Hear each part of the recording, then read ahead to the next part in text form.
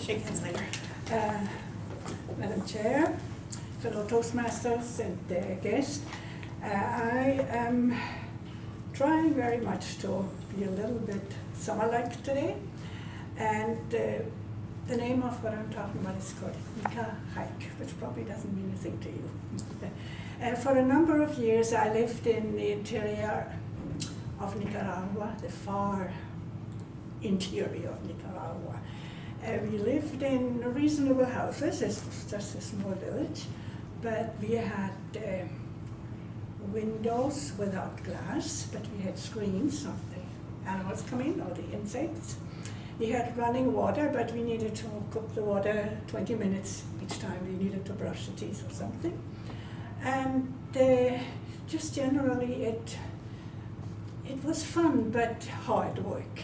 We had no entertainment in way of movies or dances. Well, dances we sometimes had, but it was a good life. We had lots of barbecues, lots of neighborly togetherness, and barbecues and the like. And one evening we decided to go on a hike. Now we had no roads there, a couple of mining trucks, no women drivers, but we had horses, of course. We could go anywhere we wanted.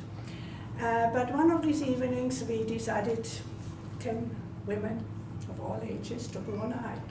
We did find a local guide who was showing us, because he had to go to a far out in the jungle Indian settlement. So we set out early in the morning, daybreak, and the sun was already shining a little bit, but the moment we got into the jungle it was dark, because the trees were tall, high, didn't let any sun rays through.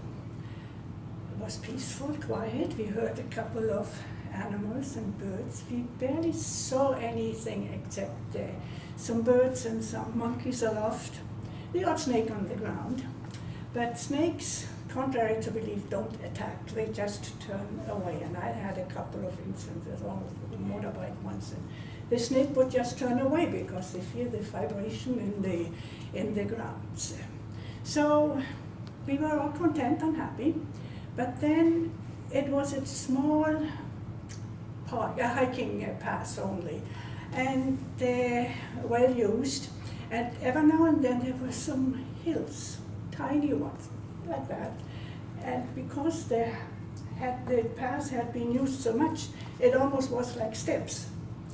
That's when the fun began, because each person lifting the legs would sort of send a lot of muddy water onto the face close of the next person. So once we were through, we just mud crusted all over.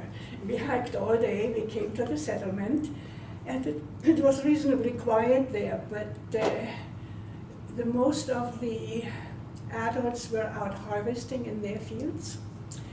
A couple of women came out of the smaller room house they had there, everybody carrying a bundle. Later we found out it was all their belongings, because they left the building for us visitors.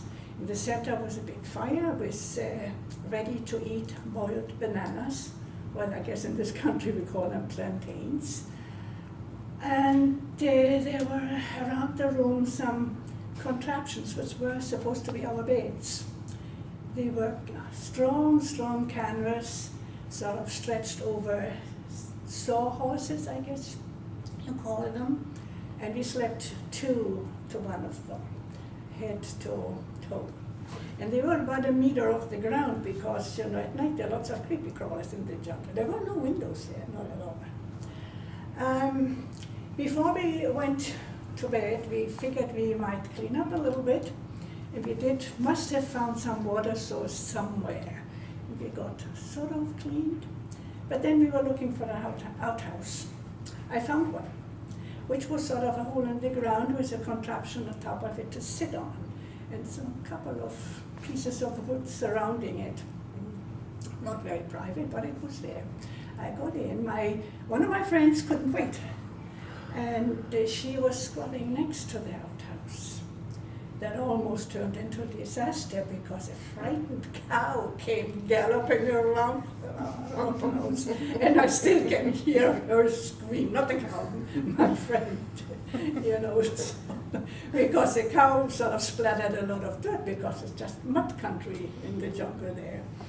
And the second incident was actually my mistake.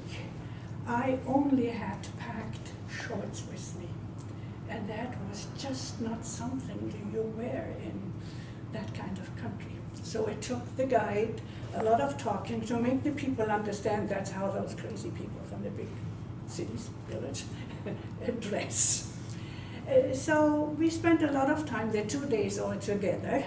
On the second day, no, the first day, one of the, a young man spoke English. Most of them didn't, they were just native Indians there. But he was showing us around the deserted village, and he had one new building there, which was their school, and he was the teacher. And as he talked a little bit more, he had been educated in Canada. He had been offered a job in Canada, but no, he wanted to go back home and teach his children, families, the whole village to advance. And I thought that was really a wonderful thing to hear. One of our group was my daughter, which some of you have met. And she always, well, still is a people person, so she made good friends with one of the elders there. And for some reason, he understood that she wanted a piglet.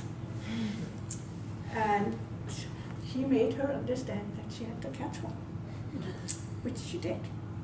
Spent all afternoon, she was muddy as ever. When she finally caught the pig, it wasn't pink anymore, But I